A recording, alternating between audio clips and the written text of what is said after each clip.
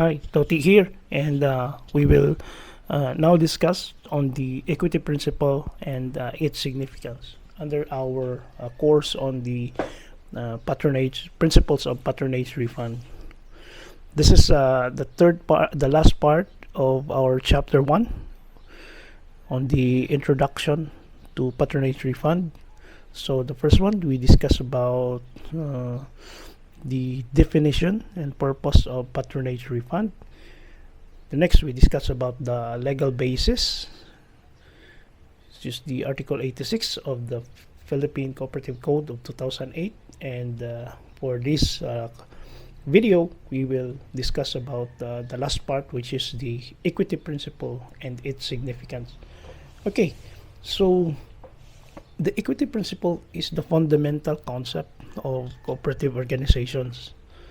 So below, here's what it entails and why it is significant.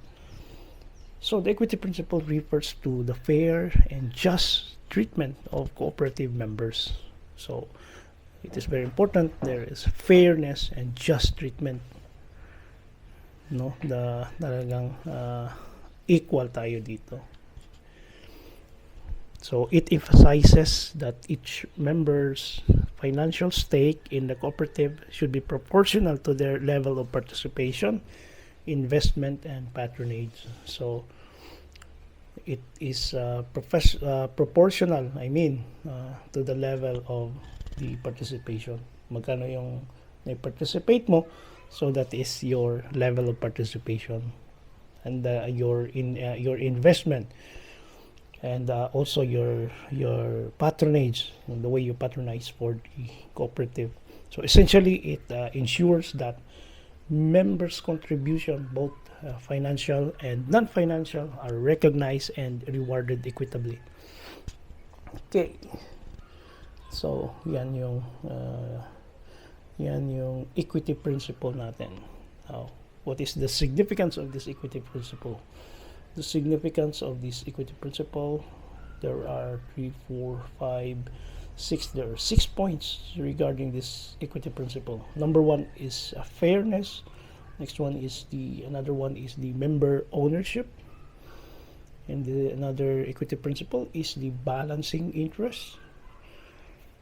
Another is the long-term stability and the patronage refunds and the democratic governance. Now, on the fairness, why is it the significance to have an equity principle in the cooperative? So fairness is by adhering to the equity principle, cooperatives promote fairness. Members who actively participate, invest capital, and support the cooperative's operation should receive appropriate benefits. Kasi dapat magiging fair tayo sa lahat ng members. Second is member ownership. So equity represents ownership because we give our equity. No, we are it represents fairness and it represents ownership. When members contribute capital, such as the share capital, they acquire ownership stakes in the cooperative. So may-ari na sila ngayon, no? So the equity principle reinforces this ownership structure. Although there are qualifications from other cooperatives na sabihin natin na, but there are minimum subscription for members to be in good standing. So those are another thing. But the fact is, when you give your share capital, that represents your ownership of the cooperative. Next one is balancing interest. So cooperatives balance the interests of all members. Equity ensures that no single member dominates decision making or disproportionately benefits from the cooperative's activities. So this is the principle of balancing interest. Dapat walang dominating decision making, parang one man rule or something, because we are on the underlying principle of fairness and equity. sinabi nga natin din kanina sa ating other parts is that merong tayong equitable distribution. So, sabi natin na equal rights tayo. So, itong principle, equity principle on balancing interests, that no single member dominates decision making or disproportionately benefit. Okay. So another is the long-term stability. A cooperative's financial stability relies on maintaining adequate equity. It serves as a buffer against financial risk and supports long-term sustainability. So that's long-term stability. Okay, so another equity principle is the significance of this equity principle is the patronage refund. Equity directly influences patronage refund. So members with higher equity stakes or larger participation, so then you will have patronage.